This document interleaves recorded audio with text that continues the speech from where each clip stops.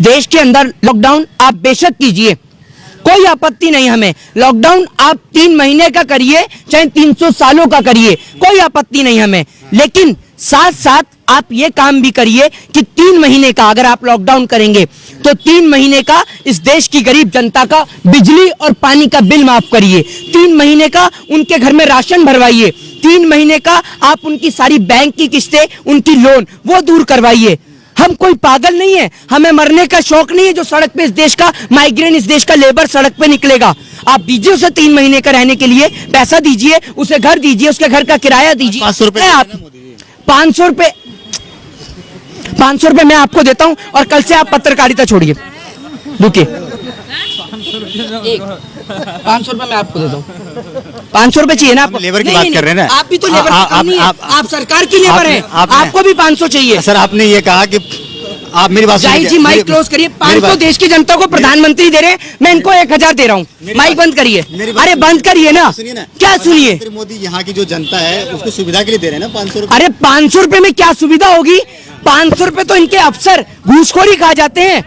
500 रुपए इस देश के अंदर अफसर घूसखोरी खा जाते हैं। खुश हो रहे हैं ना? अरे 500 रुपए में आपको एक बताइए, 500 में सिप्ला कंपनी का इंजेक्शन आ रहा है, रेमडेसिविर जो आ रहा है, ठीक है, उसकी कीमत 5000 रुपीज है, ठीक है, और आप 500 रुपए में करा रहे हैं। 500 रुपए मोदी जी, 500 रुपए छोड़िए, 5000 रुपए ले लीजिए और प्रधानमंत्री पद से इस्तीफा दीजिए। दीजिए ना 500 रुपए अपने मंत्रियों को, एमएलए को। 500 रुपए क्यों नहीं देते? एमएलए चलाएगा 500 रुपए में खर्चा। 5000 रुपए का एक दिन में गाड़ी में तेल और डीजल फूकने वाले एमएलए इस देश की गरीब जनता को 500 रुपए देकर उनके जिस्म का, उनके आप सरकार से चाहते क्या है? 500 रुपए ना दे और दे तो बिल्कुल दीजिए ना। 3 महीने का बिजली पानी माफ करिए अगर लॉकडाउन करते हैं। 3 देश की अर्थव्यवस्था खत्म हो जाएगी ना फिर, अगर पैसे लोगों में बांट दिया जाए तो देश की अर्थव्यवस्था। वाह, 3000 करोड़ की सरदार पटेल की मूर्ति बना दो तो देश की अर्थव्यवस्था बढ़ जाएगी, ठीक है। 10 लाख का सूट पहन लो तो देश की इकोनॉमी बढ़ जाएगी, ठीक है। और करोड़ों रुपया अपनी विदेश यात्रा पे खर्च कर दो तो देश की जीडीपी बढ़ जाएगी। कौन से स्कूल से पढ़ के आए हैं आप? लेकिन अगर गरीब जनता को दे दो तो इकोनॉमी भी गिर जाएगी, जीडीपी भी गिर जाएगी। कौन से स्कूल से पढ़े हैं? मोदी जी के स्कूल से पढ़े हैं क्या जहाँ डिग्री नहीं मिलती? बताइए ना। या पढ़े लिखे डबल एमए कर रखे हैं। हाँ, मोदी जी ने चाहिए तो आप मोदी जी, एक बात मुझे बताइए ना, आप मोदी जी के क्लासमेट थे क्या? मोदी जी के क्लासमेट थे, उनके साथ पढ़े हो क्या आप? कैसे पता आपको मोदी जी पढ़े? मोदी ने दीक्षा भी मांगी है, चाय भी बेची है। तो आप क्यों नहीं मांगते भीख? आपको मांगने से मना करा है? पूरी जनता के हाथ में तो कटोरा थमा दिया। और लेकिन आज आप ये देखिए कि मंदिर और मस्जिद के बाहर बैठने वाले लोगों को कोई भीख भी नहीं देता, क्योंकि देंगे कहां से? इन्होंने तो पूरी देश की जनता को ही भिखारी बना दिया। क्या भिखारी बना दिया? आप देख लीजिए ना क्या हालत है लोगों की, देख लीजिए क्या हालत है इस देश के लेबर की। आत्महत्या कर रहा है किसान, आत्महत्या। मोदी जी नहीं होते थे लोग तो बसते भी नहीं। क्यों? मोदी जी की वजह से क्या कर रहा है? मोदी जी की वजह से कैसे बचे हुए हैं? मोदी जी सरहद पे स्टैंड गन लेके खड़े हुए हैं या AK-47 लेके खड़े हैं? कैसे खड़े हैं बताइए? कैसे बच रहे हैं? कहां से पढ़ रहे हैं आप? बताइए ना। आपको मोदी जी की तरफ से कुछ चंदा पानी आ रहा है क्या? आ रहा है तो कोई दिक्कत नहीं है। आप 500 में घर चलाने की बात करें, 1000 रखिए। आज से डेली हिंद बंद अनाउंसमेंट कर रहे हैं आप, डेली हिंद बंद। नहीं आप क्या बताइए ना, क्या बताएं? यहाँ पे काम तो कर रहे हैं ना, जिस तरीके से उन्होंने 2 करोड़ रोजगार का वादा भी किया था कि हम 2 करोड़ रोजगार देंगे। हाँ, तो जो किसान है उनकी आय दोगुनी करेंगे। हाँ, थोड़ा सा ऐसा है ना, अभी चंद्रमा जो है गंदा पड़ा हुआ है ना, ये मंगल गंदा पड़ा है, वहां पर झाड़ू लगा रहे हैं। 2 करोड़ लोगों को वहां रोजगार मिला है। हिंदुस्तान की जगह क्या पाकिस्तान में रोजगार दे के आए हैं? 2 करोड़ कहाँ मिला है रोजगार? भीख मांगना आज देश मजबूत तो हो रहा है ना, पाकिस्तान थर-थर कांप रहा है। वाह, ये तो मैंने सुना ही नहीं था। बहुत खूब, सुनिए, आप कह रहे हैं देश थर-थर कांप रहा है, ठीक है। एक बात बताइए, भारत देश के नागरिक जब ऑस्ट्रेलिया जा रहे हैं तो उनके साथ क्या हो रहा है? पता चल रहा है आपको? बताइए क्या हो रहा है?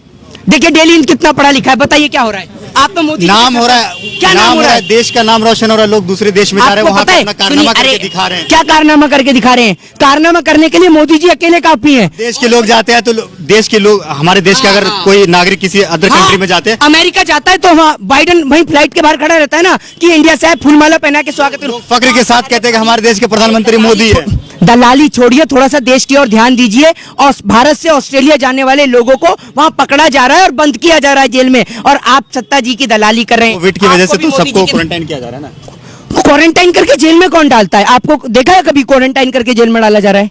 बताइए ना, क्या हूँ, कहाँ डाला जा रहा है जेल में? बताओ। अगर कोई क्राइम करता तो क्या उसको डाले नहीं, जेल में नहीं डाले? मतलब भारत से ऑस्ट्रेलिया जाना क्राइम है? कौन सी IPC कौन से आर्टिकल के तहत है?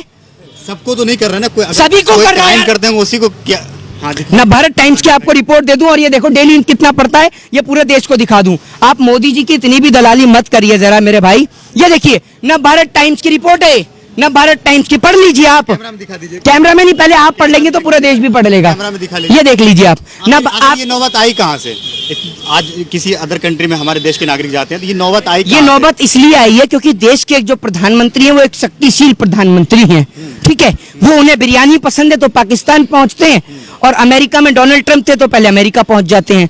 तो आप ही देखिए, आप ही कह रहे हैं कि देश में विदेश में डंका बज रहा है, पापा का डंका बज रहा है, कितना तगड़ा डंका बज रहा है, आप देख ही रहे हैं डंका कितना तगड़ा बज रहा है। तो दलाली छोड़िए, देश के लोगों के लिए बात करिए।